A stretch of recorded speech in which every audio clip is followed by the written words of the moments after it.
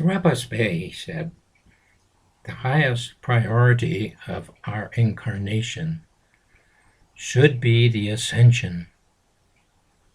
So today I would like to talk about what you cannot carry with you into the ascension. Of the items first mentioned is attachments. Gautama Buddha taught that the root of all suffering is attachment. He said, "Look within, be still. Free from fear and attachment, know the sweet joy of living in the way."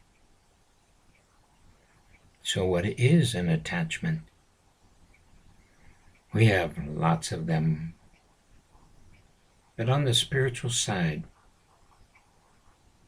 it's any intense like or dislike can be an attachment. One has to be totally free to ascend.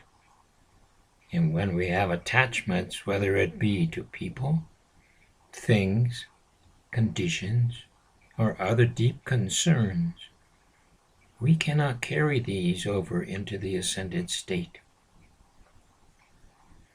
When one thinks about your own attachments, that is family, friends, political views, social concerns, business success or failure, personal enemies, personal health, one's financial needs and wants, one's personal likes and dislikes, etc., and etc. It can go on indefinitely. That we become slaves to our environment that we have created. And it is impossible to carry this into the ascended state. Therefore, we must learn to let go and let God. Release every concern that affects us every day. Learn to live without emotional attachments. We know that we can ascend with 51% of our karma balanced, and then work out the rest of the 49% in the spirit world for as long as it takes to balance it. However, you can also vow to stay until you balance 100% of your karma, here as Mother did. Or if you want to become a bodhisattva, you can vow to stay until all mankind are ascended and help them to achieve their ascension.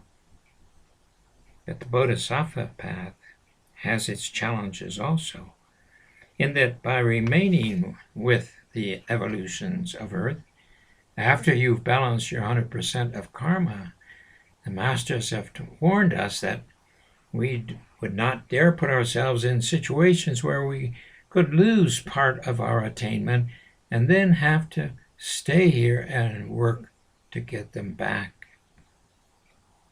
So the first thing we have to do is begin releasing. In our meditation on the ascension, let us survey first our fears that bind us to conditions. Identify them and then release them to the Master, to an angel, to God, to the sacred fire, however you want to release it. And then secondly, release any deep concern or worry for things, events, children, and others, our careers, etc. Let us turn them over to God and trust in faith that the angels and masters will assist us to be free. Several of the masters have assigned each of us a seraphim angel. Now these seraphim are very tall angels and very strong. They provide a very powerful influence in clearing our beings of misguided energies. They can pass through your physical body, even your bones, and clear it when you request it. I have found much help in cleansing myself, my home, my property. They also provide protection and teaching. They are teachers, and they can teach you about the mysteries. Then you can check your hidden secret desires that you dream about often. A new car, a house, a marriage partner, $1 million, etc. Are you attached to these things? Do you want them so bad that you can't get them out of your mind? Or are you lawfully manifesting these things that Jesus said we were all meant to have? There's a difference. On the one side, they are constantly on your mind and dragging you down, so to speak. On the other side, you are using energies, thoughts, feelings, and prayers to precipitate what you want. Vast difference between the two. And you might check how you feel about your children, or shall we say God's children. They don't belong to us, they belong to God. Do you worry about them? Can you learn to trust them to your angels or the Master or to God? Begin now to release, to forgive,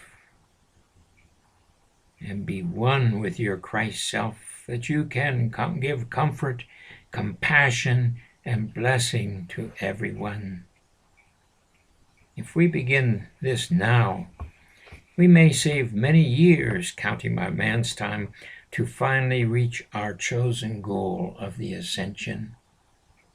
We are constantly urged forward by the Masters, for time is of the essence, and at this moment of our Earth's history, it is very important to move forward.